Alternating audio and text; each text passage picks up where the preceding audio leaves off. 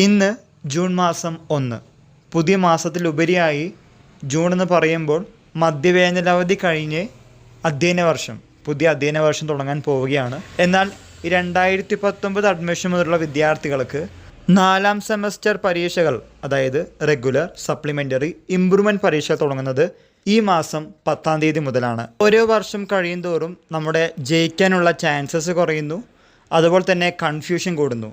ഇത് പറഞ്ഞത് 2019 അഡ്മിഷൻ വിദ്യാർത്ഥികളോടാണ്. ചില സമയത്തൊക്കെ അവർ ചോദിക്കാറുണ്ട്, 2019 അഡ്മിഷൻ എടുത്ത വിദ്യാർത്ഥികളാണ്, ഞങ്ങളുടെ ലാസ്റ്റ് ചാൻസ് ആണെന്ന് അറിയാമല്ലോ, ഞങ്ങളുടെ പരീക്ഷ പേപ്പർ റെഗുലർ ഇമ്പ്രൂവ്മെൻറ്റ് വിദ്യാർത്ഥികളുമായിട്ട് കമ്പയർ ചെയ്യുമ്പോൾ വേറെ പേപ്പർ ആയിരിക്കുമോ ഞങ്ങളുടേത്, അങ്ങനെയുള്ള പല സംശയങ്ങളും ചോദിക്കുന്നുണ്ട്.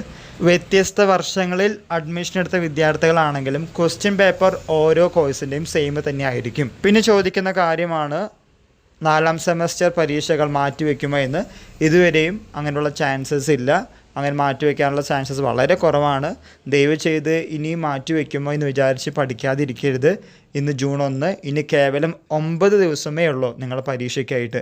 ഇനി മാറ്റിവെക്കുമോ എന്ന് വിചാരിച്ചിരിക്കുകയാണെങ്കിൽ 8ൻ്റെ പണി കിട്ടി നമ്മൾ വീണ്ടും തോൽക്കും. പ്രത്യേകിച്ച് 2019 അഡ്മിഷൻ വിദ്യാർത്ഥികൾ നല്ല രീതിയിൽ തന്നെ പഠിക്കുക, അല്ലെങ്കിൽ 1 ടൈം റെഗുലർ സപ്ലിമെൻ്ററി എക്സാമിനേഷന് വേണ്ടി വെയിറ്റ് ചെയ്യേണ്ടതായിട്ട് വരും. അതെപ്പോൾ കോൾ ഫോർ ചെയ്യും ചോദിക്കുകയാണെങ്കിൽ നമുക്ക് വ്യക്തമായ ധാരണയില്ല. അതുകൊണ്ടാണ് വീണ്ടും ആവർത്തിക്കുന്നത്. ഇനിയുള്ള ദിവസങ്ങൾ പഠിച്ച കാര്യങ്ങൾ റിപ്പീറ്റ് ചെയ്യുക, റിവൈസ് ചെയ്യുക. എത്രത്തോളം നമ്മൾ റിവൈസ് ചെയ്യുന്നുവോ അത്രത്തോളം നമ്മുടെ മെമ്മറി റിട്ടൻഷൻ കൂടുകയും റീകോൾ ചെയ്യാനും പറ്റും. അക്കാര്യമാണ് ഏറ്റവും കൂടുതൽ ശ്രദ്ധിക്കേണ്ടത്.